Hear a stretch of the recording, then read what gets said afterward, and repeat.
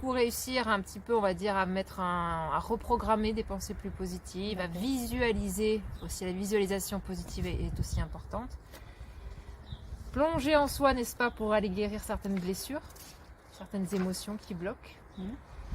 Après, plus concrètement, il y a aussi le fait de se donner des petits objectifs, tu vois, d'y aller vraiment étape par étape, et puis d'arriver à se féliciter quand on arrive à faire les petits pas, comme ça, petit à petit. Faire une liste.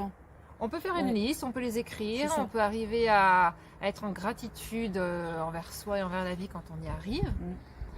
Repérer aussi sa voix, comme je le disais, négative, son juge intérieur qui est souvent très dur. Essayer de moins le croire.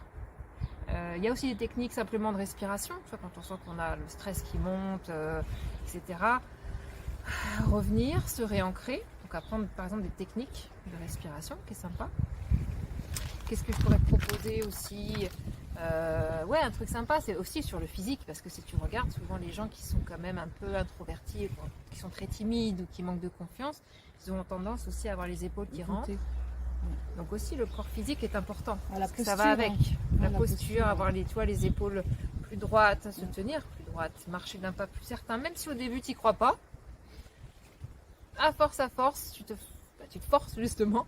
Et ton corps va l'engrammer, va le programmer, et ça va devenir plus naturel. Ça, c'est important. Ça a l'air de rien, mais c'est important.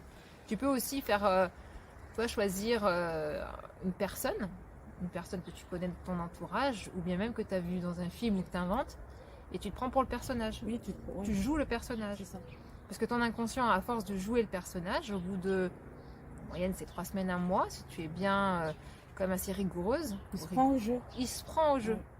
Et du coup, hop, ça devient en fait toi, quelque part. Après, il y a évidemment, comme je disais, d'aller quand même, pourquoi pas aller voir des thérapeutes qui peuvent t'aider aussi à alléger tes blessures qui elles-mêmes abîment ta confiance en toi. Alors un truc sympa aussi pour ceux qui sont plutôt méditatifs ou en pleine conscience, c'est-à-dire de revenir régulièrement, d'apprendre à revenir au moment présent, ça fait que ça te sort de ta tête. Parce que la tête, c'est elle qui est en train de te faire, les pensées négatives qui te tirent vers le bas et tu perds ta confiance. Apprendre à se détacher et revenir à l'instant présent, par le corps par exemple. Tu penses à tes 5 sens. Ça s'apprend et ça marche très très bien, la pleine conscience. Ça s'appelle la pleine conscience. Qu'est-ce qu'on pourrait voir aussi, ce qu'on appelle le recadrage, qui est intéressant. Te rendre compte que tu te crées des histoires, que la situation n'est pas réelle en fait. Et revenir plus au réel. On appelle ça un recadrage.